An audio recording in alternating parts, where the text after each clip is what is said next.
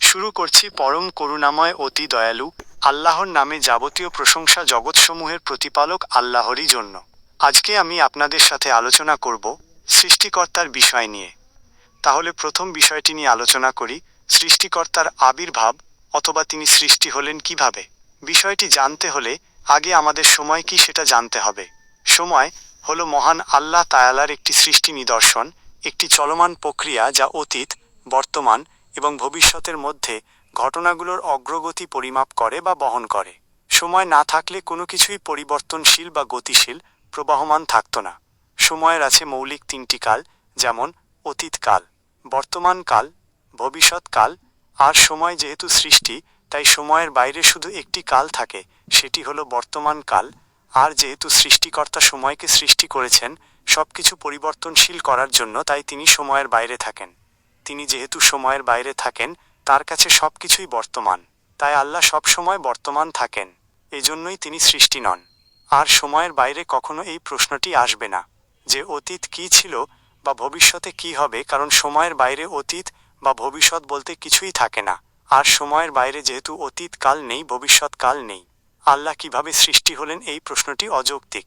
তাহলে আমরা জানতে পারলাম যে সৃষ্টিকর্তা কেন সৃষ্টি নয়। এবার আমরা দ্বিতীয় বিষয়টি নিয়ে আলোচনা করব, সৃষ্টিকর্তা কোথায় থাকেন। সৃষ্টিকর্তার কুরসি বা আরশ নিয়ে। কুরসি বা আরশ বলতে আমরা যেটা জানি সেটা হলো কোনো বসার স্থান, গদি বা চেয়ার, কিন্তু এই শব্দটি উপমা শব্দ হিসেবে ব্যবহার করা হয়েছে। যেমন সৃষ্টিকর্তা মহান আল্লাহ তাআলা তার মহাপবিত্র গ্রন্থ আল কুরআনে 17 নং সূরা বানী ইসরাইলের 89 নং আয়াতে বলেছেন, আমি অবশ্যই মানুষের জন্য এই কুরআনে সর্বপ্রকার উপমা বিশদভাবে বর্ণনা করেছি, কিন্তু অধিকাংশ মানুষ সত্য প্রত্যাখ্যান ব্যতীত ক্ষান্ত হল না। এই কুরসি বা আরশ শব্দটি উপমা শব্দ। এই কুরসি শব্দটি আন্ডারস্কোর ক্ষমতা অর্থে ব্যবহৃত হয়। যেমন অনেক দল রাষ্ট্রের গদি বা চেয়ার পাওয়ার জন্য প্রাণপণ চেষ্টা করে। এখানে গদি বা চেয়ার বলতে যেটা আমরা বুঝি তা হলো রাষ্ট্র ক্ষমতা। যেমন আমরা অনেক সময় আরও বলে থাকি, থানায় আমার হাত আছে, থানায় আমার হাত বলতে সেখানে আমার ক্ষমতা আছে। ঠিক তেমনি সৃষ্টিকর্তা মহান আল্লাহতালা কুরসি বা আরশ বলতে তার ক্ষমতাকে বুঝিয়েছে।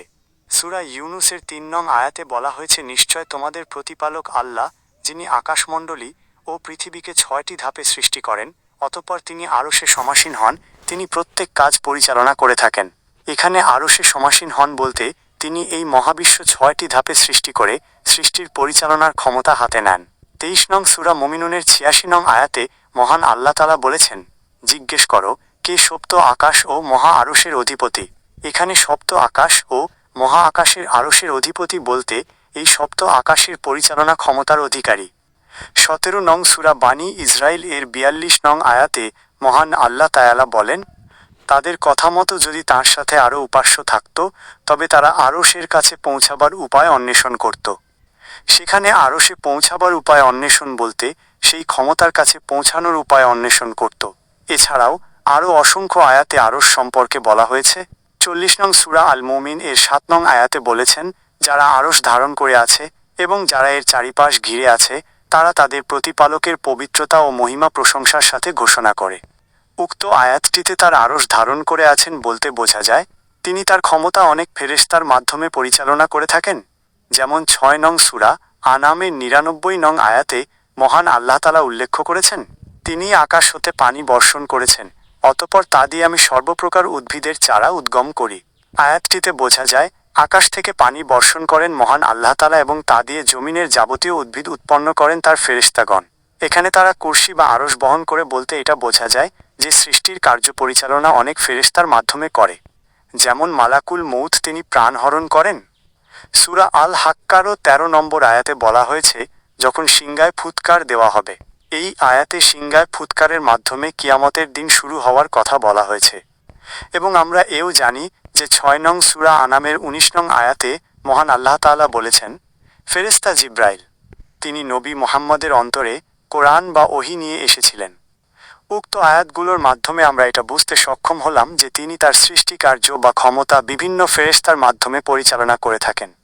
সেজন্যই তিনি বলেছেন যে তার আরশ বহন করে ফেরেশতাগণ।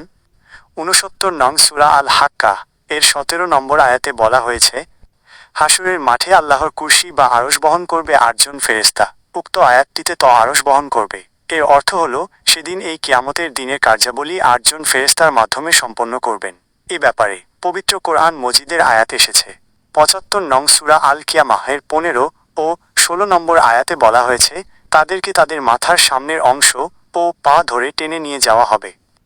এছাড়া আরও অনেক বিষয়ে অনেক বর্ণনা পাওয়া যায়, যেমন সেদিন তাদেরকে জাহান্নামের দিকে হাঁকিয়ে নিয়ে যাওয়া হবে, অথবা সেদিন তাদেরকে বলা হয়ে তোমরা জান্নাতে প্রবেশ কর, যার ওয়াদা আল্লাহ তাআলা তোমাদেরকে দিয়েছেন। উক্ত আয়াতুলের মাধ্যমে বোঝা যায় যে সেদিন আল্লাহ তাআলা হাসরের মাঠে আরশ বহন করবে বলতে তার যাবতীয় কার্যাবলী পরিচালনা করবেন ৮ জন ফেরেশতা এর মাধ্যমে। তারপরও যদি মনে হয় আপনার যে আরশ কুরসি এটি চেয়ার বা বসার স্থান, এটি আরশে আজিমে অবস্থিত, তাহলে দেখুন ২ নং সূরা আল বাকারা এর ১১৫ নং আয়াত, সেখানে বলা হয়েছে পূর্ব ও পশ্চিম আল্লাহরই, সুতরাং যেদিকেই মুখ ফেরাও সেদিকেই আল্লাহর চেহারা, নিশ্চয়ই আল্লাহ প্রাচুর্যময় ও সর্বজ্ঞ বিরাজমান। ২ নং সূরা বাকারা এর ২৫৫ নং আয়াতটি দেখে নিবেন, যেটি আমরা আয়াতুল কুরসি নামে জানি। মহান আল্লাহ তাআলা এই আয়াতটিতে একেবারে পরিষ্কার করে বলেছেন, তার কুরসি আসমান ও জমিন সর্বব্যাপী বিস্তৃত, মানে তার আরশ আসমান জমিন সব জায়গায় বিরাজমান।